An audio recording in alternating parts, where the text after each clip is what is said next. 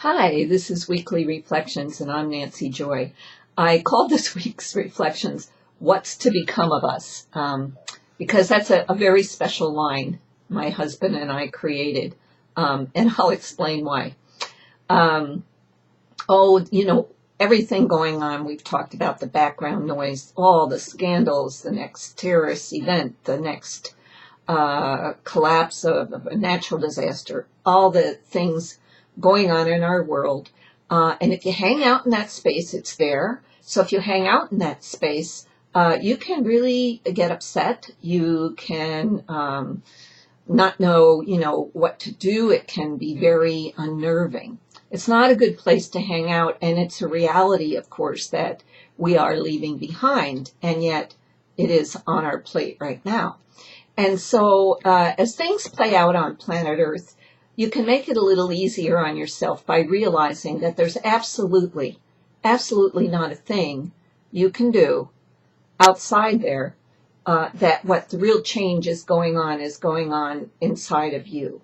Yes, participate, sign your petition, speak up, have a voice, but don't hang out in the worry and the concern, because everything is changing. And let's face it, there is no way you know how this is going to come out. And that's why I call this What's to Become of Us, because when Mark and I get in that place, one of us or the other, or sometimes both, we say these words. We say, oh, what's to become of us? And we have a good laugh. And that's the place we put it. We put it in the place of turning it into, you've heard it, there's no use getting upset that something's going to happen or did happen, because there's nothing you can do other than be present right now and make this the very best moment you can. Now, we're not saying that you're not going to have reactions. You're going to have emotional reactions, and embrace them.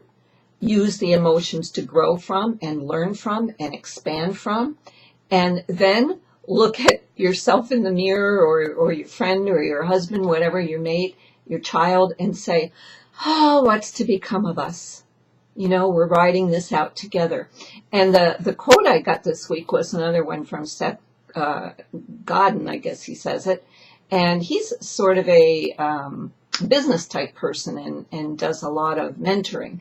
And so he comes from that approach. And he says, seeking out the tried and true is the wrong direction for crazy times.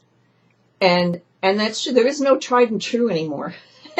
And the really funny thing is there probably never was, other than that our belief that it was so. So, it's like any author of a fiction book will tell you that probably the most difficult part is how to tie everything together, how to make sense of it, how to end it. And the reason the ending of a story of fiction, or really the telling of any tale, is so difficult is because there really isn't an ending.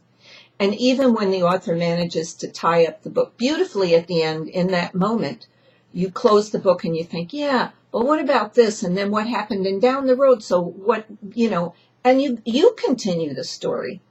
And that's the way it should be. It should be never ending. Parts can come and parts can go, but the story is never ending. So when you say what's to become of us, well, that's the joke, because of course there's absolutely no way of knowing.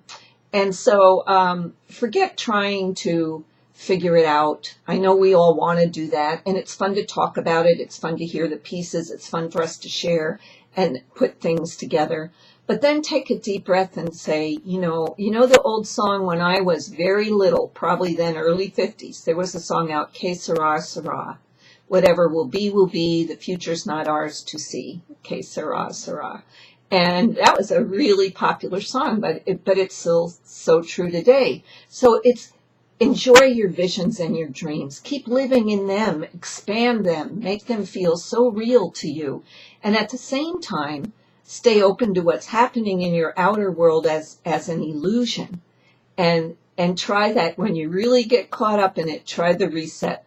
Oh, what's to become of us? And have a smile and go back to your center. So, I don't know, a little good piece of advice, let's say, for this week. I'm on my way Friday off to Fort Lauderdale and then Bimini for the dolphin trip. So I'm looking forward to that. Toward the end of this week is the summer solstice. And that's a spectacular time. It's the 21st and 22nd, depending on where you are. It's a time to really manifest and grow and shift. So enjoy the summer solstice. Think of me and we'll connect with you out with the dolphins. And the one great thing I love to say about the dolphins is they're highly conscious, way more highly conscious than we are, because they're multidimensional. They know they are. And that yet they have no hands with which to manipulate the world. They do it all with frequency and energy. So stay in that spot, work on your frequency, work on your energy, have a great solstice, and I'll be back with you next week. Bye-bye.